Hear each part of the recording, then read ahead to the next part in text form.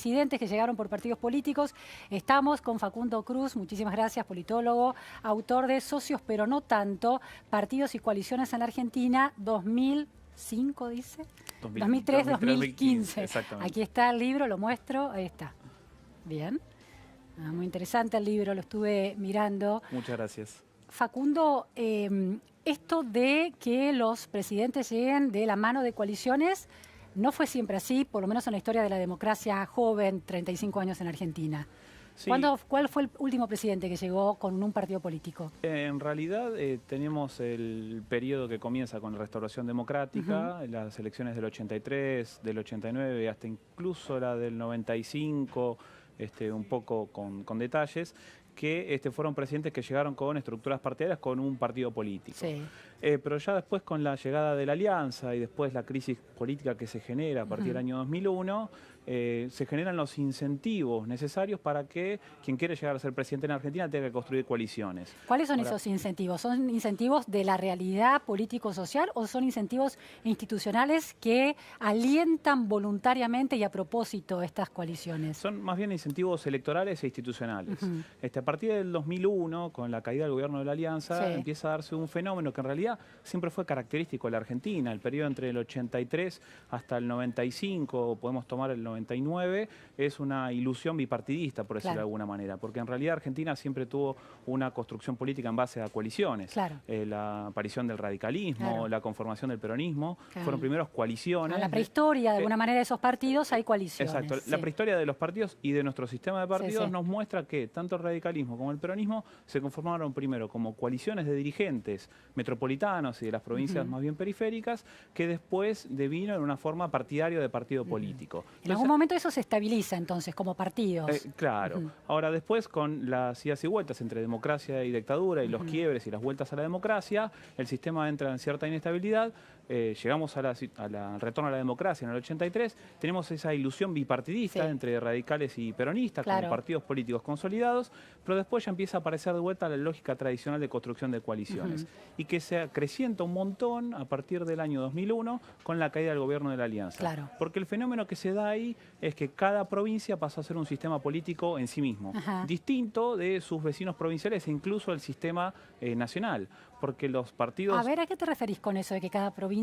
Porque, a ver, uno lo que tiene como relato, narrativa institucional, político, electoral, como efecto de la crisis de 2001, es que la gente harta un poco de la clase política establecida, el establecimiento político, genera una implosión de ese sistema, se pierde fuerza la figura del presidente, bueno, y se producen reconfiguraciones y fragmentaciones de las pertenencias políticas. Pero vos hablas de otra cosa. En realidad es una fragmentación regional desequilibrada, se llama en ciencia política, que es que el sistema se fragmenta, pero se fragmenta de manera distinta en cada provincia. Entonces, en la ciudad de Buenos Aires, en la provincia de Buenos Aires, Córdoba, Santa Fe y Mendoza, podríamos hablar de las 5 metropolitanas, aparecen nuevos partidos y los partidos tradicionales empiezan a tener desmembramientos por izquierda y por derecha. Aparecen nuevos partidos como el ARI, como Recrear, que empiezan a captar votos en las ciudades, en las provincias más metropolitanas. Pero después en las provincias más periféricas también aparecen algunos desmembramientos de los partidos tradicionales, pero empiezan a aflorar otros partidos netamente provinciales. Y empiezan a obtener proporciones de votos distintas en cada provincia.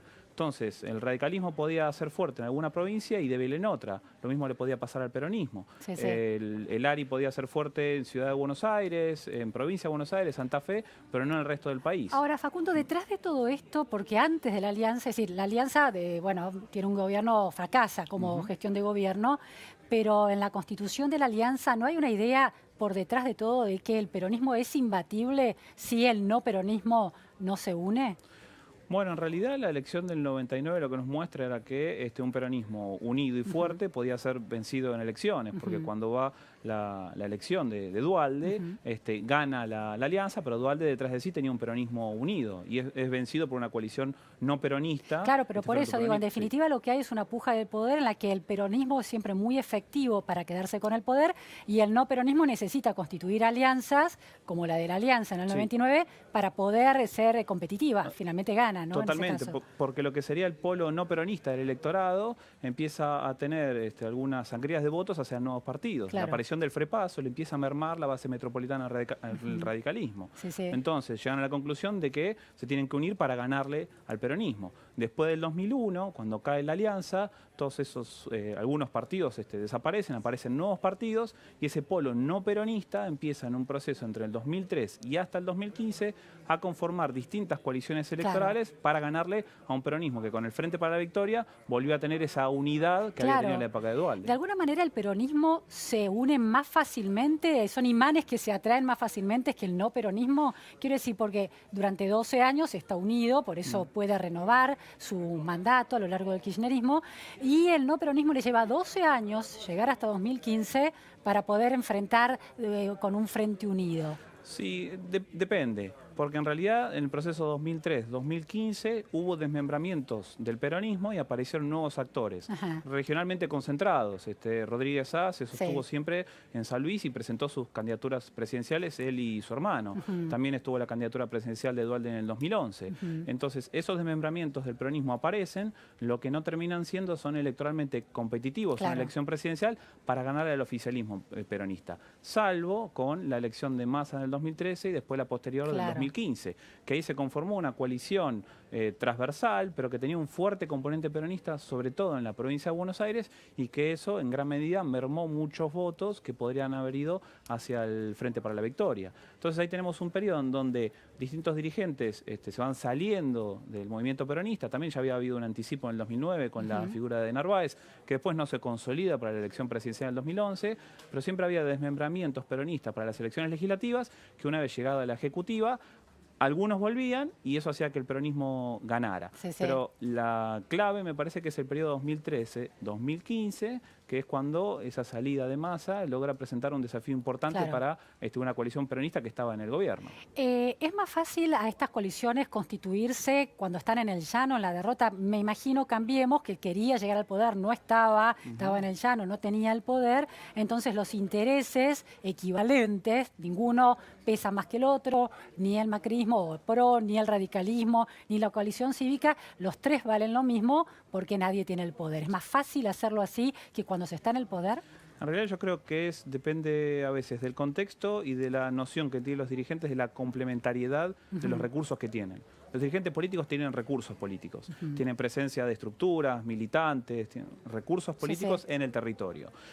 Ahora, cuando los dirigentes se dan cuenta que complementando esos recursos pueden jugar por el premio mayor, que es la presidencia, y se dan las condiciones en donde hay una figura presidencial, en donde hay cierta unidad que coincide en ir detrás de esa figura presidencial, está ya el camino presentado para que puedan transitar hacia una competitividad bastante grande. Pero pienso 2015, el peronismo, el Frente para la Victoria, que estaba en el poder, con Cristina Fernández de Kirchner muy instalada, tanto que no quiso ir a la transmisión del MAN, es decir, sentía el poder como algo muy propio, que no logró construir una coalición unida de peronismos distintos para enfrentarse a la coalición no peronista. Es decir, cuando alguien dentro de ese amplio sector del peronismo, un sector tiene evidentemente el poder, le cuesta compartirlo con los otros. Ahora es distinto, nadie lo tiene dentro del peronismo. En realidad lo que ocurrió ahí fue que el proceso de desmembramiento que llevó a que Massa saliera en el 2013 no lograron después a que Massa volviera en el 2015. Pero el Frente para la Victoria se había mantenido sólido para esa elección del 2015. Lo único que había tenido no había podido sumar de vuelta al masismo, algo que sí está logrando para esta elección del 2019 y que se ven los valores de la elección de La Paso como ese retorno de Massa hacia el peronismo le ha aportado un caudal de votos importantes, sobre todo en la provincia de Buenos Aires. ¿Y crees que ese retorno de Massa se da porque ni Massa ni el Frente para la Victoria, que integra el Frente de Todos, tienen el poder en este momento?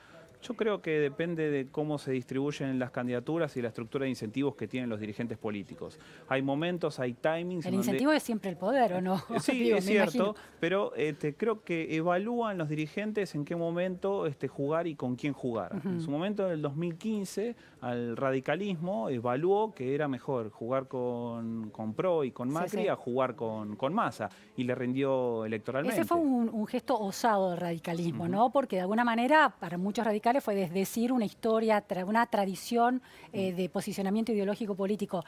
El gesto de la expresidenta también ha sido osado en términos de su corrimiento de la centralidad de la fórmula, osado y efectivo. ¿Esos gestos son necesarios para, en estos panoramas políticos, construir coaliciones? Sí, y yo igual quisiera agregar algo a lo que vos mencionabas. Yo no creo que el radicalismo haya dado vuelta a la página en el 2015, ya había pasado en el año 2007, cuando se presentan con Labaña como candidato presidencial. Fueron a buscar a un candidato presidencial que arrastrara votos peronistas en algunas partes del país, principalmente en el norte. Pero entonces, ¿no era más digerible en la tradición histórica del radicalismo acercarse a un peronista que acercarse a una fuerza política como la de PRO? Bueno, en realidad de vuelta creo que depende del momento. En ese momento se evaluó que Labaña iba a ser un candidato más fuerte para enfrentar a Cristina Fernández de Kirchner, que era la primera vez que salía a competir por una candidatura presidencial. Y eso tampoco fue tan bien digerido por el partido, porque a raíz de esa elección de Labaña se produjo un desmembramiento de la provincia de Buenos Aires, que fue la aparición del GEN con Margarita Stolbizer. Claro. Lo que no pasó en el año 2015, cuando eligen ir a jugar con Macri, no hubo un desmembramiento del radicalismo, de una parte del radicalismo. De hecho, los propios convencionales de la provincia de Buenos Aires, que originalmente estaban en contra de apoyar a Macri, estaban buscando un acuerdo más amplio, terminaron votando y se dio vuelta a la elección de esos convencionales partidarios del radicalismo para apoyar la candidatura presidencial de Macri. Facundo, está esta idea de que, bueno, el no peronismo versus el peronismo formando coaliciones. Para una coalición es más fácil de alguna manera encontrar la identidad en el enemigo de enfrente? Yo creo que depende de cómo se presenten a la ciudadanía. Todas las coaliciones cuando se arman lo que hacen es siempre generar una transacción, un intercambio entre los partidos. Formulan propuestas y se posicionan y cada partido va cediendo frente al otro algo que tiene propio para un bien superior, un objetivo común. Eso en la lógica de la rosca política que a los que los ciudadanos no acceden. Pero digo, dentro de la ciudadanía uno piensa en la alianza que se planteaba como el retorno de la virtud republicana comparado con la especie de despilfarro del menemismo. Y pienso en Cambiemos instalándose también como la recuperación de la República versus un kirchnerismo populista. ¿No hay una idea ahí de que la lógica amigo-enemigo potencia la posibilidad de acortar las diferencias dentro de fuerzas políticas, radicalismo, PRO, Lilita Carrió, que podían estar muy distantes de alguna manera si no había un enemigo común? Sí, en realidad yo no lo pensaría en términos del enemigo, sino de cómo el electorado argentino se distribuye. Siempre esta tradición partidaria en donde de un lado hay defensores de las repúblicas y de la república y de las instituciones y de los valores republicanos y del otro lado el ejercicio del poder más bien populista, ha sido un eje divisor de la política argentina, tanto mientras el peronismo ha estado en el oficialismo, entonces siempre la disputa o el clivaje ha sido oficialismo-oposición, de un lado hay populismo, del otro lado hay defensa de las instituciones, como cuando las coaliciones no peronistas llegan al poder, que realzan todo el tiempo la virtud republicana y la defensa de las instituciones, y eso ha sido una práctica de los distintos gobiernos no peronistas que han dado resultados diversos. Pero ha sido un poco esa división en la Argentina y es algo a lo cual los políticos recurren constantemente para obtener el voto de la ciudadanía.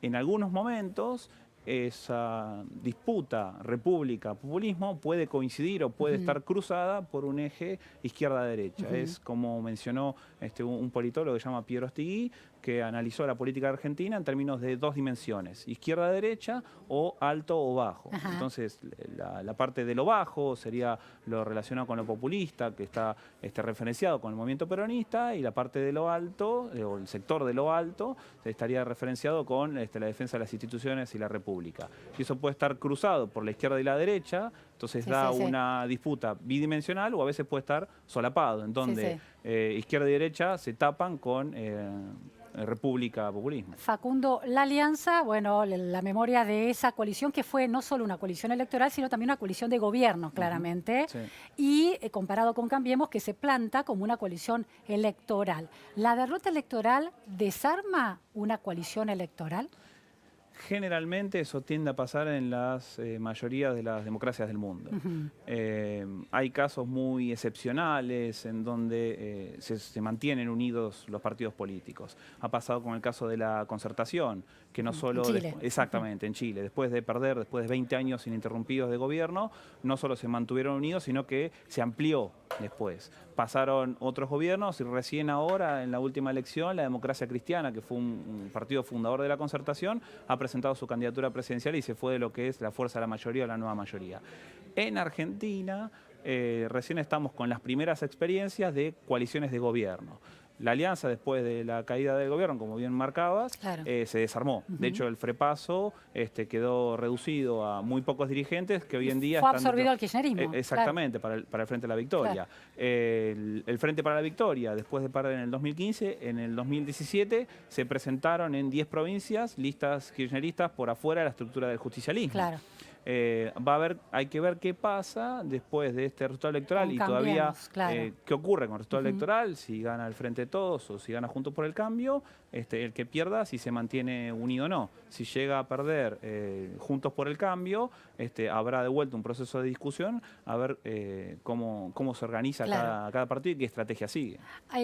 Facundo, el Frente de Todos tiene una particularidad, que está el Alberto Fernández con su moderación, la insistencia en su moderación, el albertismo, Cristina Fernández de Kirchner y el kirchnerismo, o el Frente para la Victoria, y la Liga de Gobernadores peronistas o no oficialistas, ¿no? ¿Cómo juegan dentro de una coalición? Porque son peronistas, pero ahí ponen otro eje, que es casi unitarios y federales, centralismo y provincias, ¿no? Centralismo e interior. Ahí habrá que ver cómo se acomoda todo una vez que termine el proceso electoral. Por ahora lo que aparenta es que Alberto Fernández fue una buena movida del kirchnerismo porque corrió las figuras principales kirchneristas y dejó la presencia más importante y el epicentro de la candidatura presidencial en Alberto Fernández. Lo que ha logrado hacer Alberto es reunir, traer y juntar a toda la coalición peronista. Como bien decías, gobernadores, pero también intendentes, sindicalistas. Fue una jugada muy atrevida y electoralmente le está rindiendo. Una vez que termine el proceso electoral y dependiendo quién gane en el gobierno, a pesar de que el Frente de Todos tiene las de ganar, no solo por la cantidad de votos, sino por la ventaja que tiene respecto de Juntos por el Cambio para octubre con el resultado de las PASO, hay que ver después cómo se distribuyen las funciones a la hora de gobernar. ¿Cómo se explica? Bueno, los gobernadores están muy atentos a sus finanzas provinciales.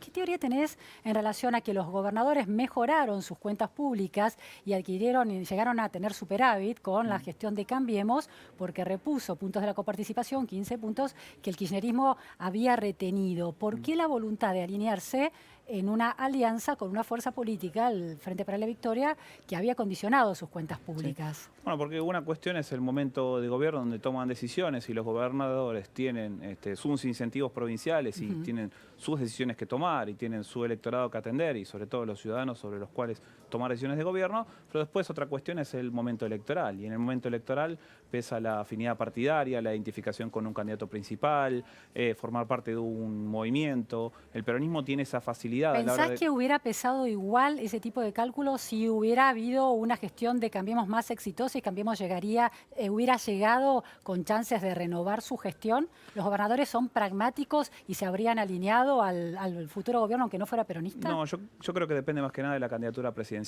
Cuando el peronismo define una candidatura presidencial y hay alineamiento en torno a esa figura y hay consenso en torno a eso, entonces la confluencia por una misma candidatura es automática. ¿Cómo se movieron los gobernadores en con la candidatura de Scioli en 2015? Bueno, estaban todos dentro del Frente para la Victoria y no decidieron salirse. Sí se generó después, una vez que el peronismo pierde, se empieza una disputa sobre quién tiene el liderazgo nacional. Y como no hubo una renovación del liderazgo nacional, sino que Cristina Fernández de Kirchner siguió manteniéndose electoralmente muy alta, con una cantidad de votos, exactamente, con una cantidad de votos muy importante, entonces ese liderazgo nacional no pudo ser saldado. Ahora, vuelvo al mismo punto, que ella se haya corrido y Alberto Fernández sea la figura, eso llevó a que muchos gobernadores que estaban queriendo empezar a dar otra vez la discusión nacional después de estas elecciones del 2019, con un escenario electoral que se calculaba en el primer semestre que iba a ser mucho más redituable para el gobierno, cuando aparece la figura de Alberto y cuando aparece un tren ganador en donde tienen chances de ganar en primera vuelta, entonces automáticamente los gobernadores se alinean. Es una virtud que tiene el peronismo en ese sentido como coalición. Ahora, dentro de esa alianza alianza del Frente de Todos el hecho de que la expresidenta conserve el capital de votantes. ¿Eso le da un mayor peso dentro del Frente de Todos que puede generar tensiones en las tres partes que componen esa alianza? Primero habrá que ver cómo se desempeñan si eventualmente llegan al gobierno y cómo se distribuyen las funciones a la hora de gobernar. Da la impresión por ahora que por las declaraciones que tiene Alberto Fernández, él estará más concentrado en la función ejecutiva y Cristina, como se ha visto en el cierre de listas, fue quien colocó dirigentes más cercanos a ella. Sí. Entonces da la intuición que puede ir en esa línea. Pero después habrá que ver, y todo esto tiene que empezar a discutirse recién después de octubre, una vez que termine la elección general, una vez que empiecen a pensarse los nombres en el gabinete, ahí se va a empezar a ver cuál es el esquema decisor y a ver cómo se prepara todo el terreno para las primeras sesiones de gobierno y después preparar la elección legislativa siguiente. Facundo, última pregunta. Para la ciudadanía, el hecho de que exista una lógica de alianzas y de coaliciones y no de partidos políticos, ¿es que cuenta entonces la ciudadanía con una oferta electoral más democrática o la lógica de alianzas es tanta rosca y tanto dedo como antes era la designación de candidatos y es la falta de internas pero con otro vestido? No, yo creo que es un fenómeno que se da porque los actores políticos se adaptan a cómo la estructura legal e institucional en la Argentina funciona. Para tomar decisiones todos los presidentes necesitan construir coaliciones. Como bien decías recién, con gobernadores, con intendentes, con sindicalistas, necesitan de conformar esas coaliciones. Pero también como en Argentina el esquema legal es permisivo a la hora de crear partidos políticos, han aparecido muchos partidos políticos. Legalmente es fácil crear un partido político. Pero digo, la particularidad de estas PASO, que además trajo consecuencias tan especiales en esta coyuntura, que era una interna, pero en realidad todos los espacios políticos ya habían definido sus internas en las negociaciones a puertas cerradas. ¿Eso es una merma de la calidad democrática de la lógica coalicionista? No necesariamente, porque la PASO funciona como una oportunidad. Se da la oportunidad a los dirigentes de dirimir en una elección donde toda la ciudadanía vota. Pero en esta PASO no funcionó así. La ciudadanía tuvo que elegir, ya tenía candidatos elegidos en cada espacio. Sí, para nivel presidencial. Claro, a nivel presidencial estoy hablando. A nivel presidencial sí, había un consenso en todos los partidos en donde... ¿Eso es consenso o rosca a espaldas de la ciudadanía? No, yo lo veo más como un consenso. Hay una negociación entre los actores y todos coinciden que tiene que haber un candidato presidencial único en cada coalición. Ahora, si dentro de las coaliciones aparecen diferencias, si aparecen candidatos con fuerte peso y con presencia y con intención de voto y con capacidad para disputar poder a los candidatos consolidados, entonces la PASO da la posibilidad de ir a esa competencia interna. Cambiemos hubiera tenido otra suerte si hubiera llevado, por ejemplo, a Mauricio Macri y a Vidal a una interna y la gente hubiera votado. Eso depende. Contrafáctico, ¿no? Por eso sí, es cierto, pero también depende porque en primer lugar sería la segunda vez que el PRO recurre a una interna para dirimir entre dos figuras muy fuertes, entre un hombre y una mujer. Ya había pasado entre Larreta y Michetti y eso había traído sus complicaciones al gobierno de la Ciudad de Buenos Aires. Y acá también hubiera llevado a que Vidal dejara de ser candidata a gobernadora porque no está permitida la doble candidatura y tuviera que ir a competir.